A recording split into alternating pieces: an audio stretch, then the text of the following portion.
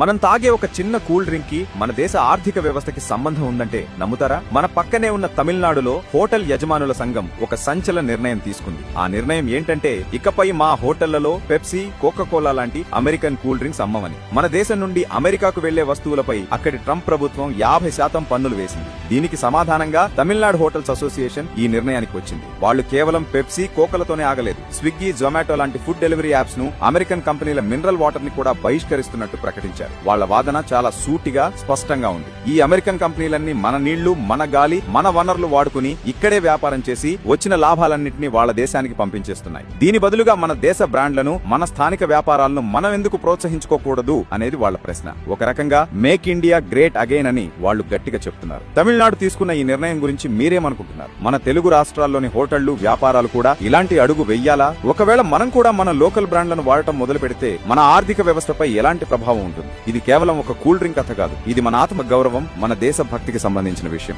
ఈ serious topic పై మీ అభిప్రాయం ఏంటో కింద కామెంట్స్ లో చెప్పండి. ఈ చర్చ మనందరిలో జరగాలి. అందుకే ఈ వీడియోను లైక్ చేసి మీ స్నేహితులకు, కుటుంబ సభ్యులకు షేర్ చేయండి. జై భారత్.